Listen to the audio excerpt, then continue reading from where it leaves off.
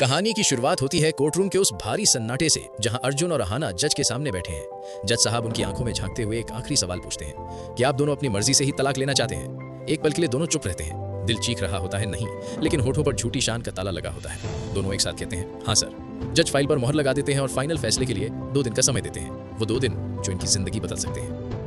Court के बाहर श्रुतो मामा दुर्गा देवी दोनों ही बाकी के लोगों से दूर रहकर बात कर रहे होते हैं। श्रुतो मामा का सब्र का बांध टूट जाता है। वो दुर्गा देवी से भरी आवाज में कहते हैं, दुर्गा आज तुमने बहुत गलत किया। अपनी जिद और अहंकार के लिए तुम अहाना जैसी हीरे जैसी बहू को खो रही हो। अभी भी 2 दिन है, संभल जाओ। वो आगे कहते हैं, तुम्हें क्या लगता है तुम जो दूसरी बहू लाओगी क्या वो अर्जुन को खुश रख पाएगी? और अगर कल को उसने भी अर्जुन से शादी के बाद अपनी मर्जी चलाई तो क्या तुम उसे भी दूध में से मक्खी की तरह निकाल फेंकोगी? श्रुतो मामा दुर्गा की आंखों में देखते हुए कहते हैं, मैं तुम्हें बचपन से जानता हूँ दुर्गा।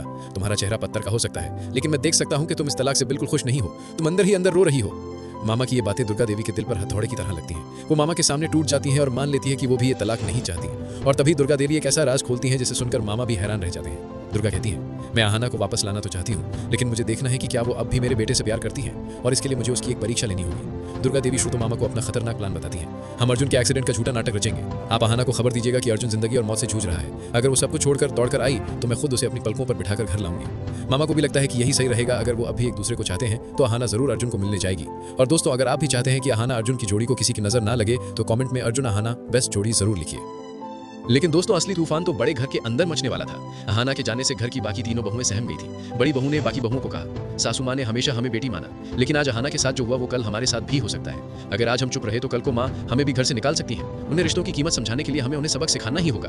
तीनों बहुओं ने एक बड़ा फैसला लिया, घर छोड़ने का नाटक। हैरानी की बात तो ये थी कि इस प्लान में उनके पतियों यानी दादा भाई और टुकुंदा ने भी उनका पूरा साथ दिया। उन्होंने कहा, तुम लोग सही कह रहे हो। जब तक माँ इस घर में अकेली नहीं रह जाएंगे उन्हें आप लोगों की और अहाना की कमी महसूस नहीं होगी। टुकुंदा ने तुरंत पास की गली में एक छोटा सा घर किराए पर ढूंढ लिया ताकि बहुएं वहां पर रह सकें और माँ को सबक सिखा सकें। शाम होते होते घर का नजारा बदल गया। जब दुर्गा देवी ने अपनी बेटियों जैसी बहुओं को सामान बांधकर घर छोड़कर जाते देखा तो उनके पैरों तले जमीन खिसक गई। उन्हें लगा जैसे अहाना के जाते ही घर की नींव हिल गई है। वो पूरी तरह डर गई। उन्हें एहसास हुआ कि अगर बहुएं चली गई तो इस बड़े घर में वो बिल्कुल अकेली रह जाएंगी। उनका अहंकार अब डर में बदल रहा था।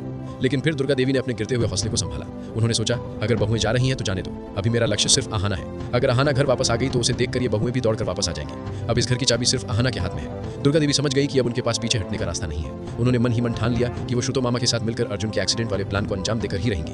ये उनके लिए करो या मरो की स्थिति बन गई है। अब श्रुतो मामा का हाथ फोन पर है और वो अहाना का नंबर मिला रहे हैं। उधर अहाना अपनी पढ़ाई में व्यस्त है। जैसे ही फोन की घंटी बजती है और मामा उसे बताते हैं, अहाना अर्जुन का बहुत बुरा एक्सीडेंट हुआ है, उसकी हालत नाजुक है।